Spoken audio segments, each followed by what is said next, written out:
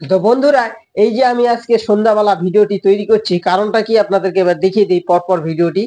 এই যে গমটা আমরা ফেলবো, তো গমটা আমরা আমাদের জমিতে যে রসটা কম আছে তার জন্য কিন্তু আমরা সন্ধ্যাবেলা এই গমটা ভিজিয়ে রাখবো।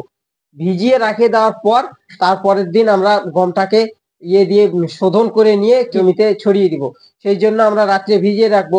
এখন কথাটা হলো, আপনাদের যদি জমিতে বাদ রস বেশি থাকে তাহলে কিন্তু জমি ইয়ে করার দরকার নাই, গম ভেজানোর কোনো দরকার নাই।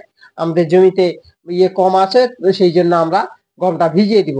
তো এবার দেখিয়ে দিই আপনাদেরকে গমটা, যে দেখুন এই যে এই গমটা আজকে ভিজিয়ে দিব, দিয়ে কালকে জমিতে ছড়িয়ে দিব। তার আগে আপনাদেরকে কালকে সকালবেলা আপনাদেরকে দেখিয়ে দিব যে গমটা আপনারা কিভাবে শোধন করবেন। শোধনটা কিন্তু অবশ্যই করবেন, শোধনটা না করলে কিন্তু অনেক ইয়ে হয়, মানে গমটা এই যে রোগ প্রতিরোধ ক্ষমতাটা বেড়ে যায়। কারণ দেখবেন যে গম ফলার পর অনেক গম কিছু লাল হয়ে যায়, নষ্ট হয়ে যায়।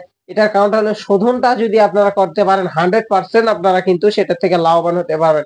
সামান্য কিছু টাকা খরচ করলেই কিন্তু গমটা শোধন করা যায়। কারণ দামি দামি কোম্পানির বীজ আপনারা না ব্যবহার করলেও হবে। আমি কালকে একটা আপনাদেরকে দেখিয়ে দিব যে একটু কম দামের বীজ দিয়েও কিন্তু মোটামুটি 20, 25, 30 টাকার মধ্যে দিয়ে একদম গমটা শোধন হয়ে যাবে। কারণ এই গমটা যদি আপনারা এখন এই 20, 25 টাকা খরচ করতে ভয় পান, তবে আর শোধন যদি বলেন যে না করব না, তাহলে কিন্তু বড় ভুল করবেন। কারণটা হচ্ছে, গম লাগানোর পর দেখবেন অনেক রোগ ব্যাধি ধরে যাবে, তখন হাজার হাজার টাকা গমের পিছনে খরচ করবেন, তখন আপনারা কিন্তু অনেক লস হয়ে যাবে। এই 20, 25 টাকা দিয়ে যদি আপনার কাজটা ভালো হয়, তাহলে আপনি কেন করবেন না? তো চলুন আপনাদের দেখিয়ে দিই। এই যে দেখতে পাচ্ছেন আমাদের এই যে চারি আছে, এখানে আমরা গমটা ভিজিয়ে দিব ভালোভাবে। সারা রাত ভিজে থেকে গমটা আমাদের ভালোভাবে থাকবে।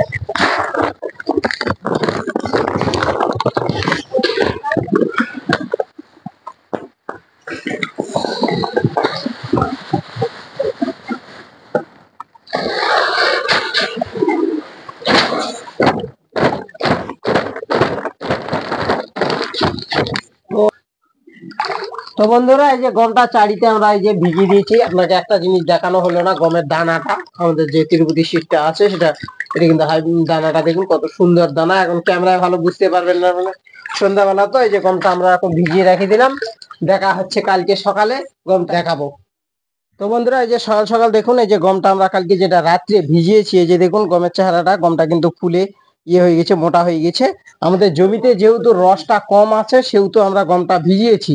এবারে যে গমটা শোধন করব, এখনো কালকে 9টার দিকে আমরা ভিজিয়েছি, এখনো আরো আধ ঘন্টা রাখবো গমটা ভিজিয়ে। তো আধ ঘন্টা যে ভিজিয়ে রাখবো সেটা আমরা রাখবো কি, এই যে দিব রি5 775, কার্বন ডাইঅক্সাইড 12% এবং ম্যানকোজেব 63% WP। এই যে পার্সেলটা দেখতে পাচ্ছেন, এটা আপনারা এই কম রেশনটা সার্ফও পেয়ে যাবেন, এবং আরো আছে বেবিস্টন টেবিস্টন। তো যাই হোক, আমরা এটা নিয়ে এসেছি দোকানে, বাজার থেকে, যে রিভাইভ 775, এটা দিয়ে আমরা শোধন করব। আপনারা 40 কেজি গমে 20 গ্রামের একটা ছোট প্যাকেট পাওয়া যায়, এই যে এই ছোট প্যাকেটটা দেখতে পাচ্ছেন, এই যে এটা ছোট প্যাকেটটা দিয়ে এলেই হয়ে যাবে। এই যে বড় প্যাকেটটা যেটা দেখতে পাচ্ছেন, এটা পরে আরো গম শোধন করব, তো এটা আজকে দিব না আমি, এটা আমি রেখে দিই। তো এই গমটা দিয়ে আপনারা ভালো করে দিয়ে দিবেন।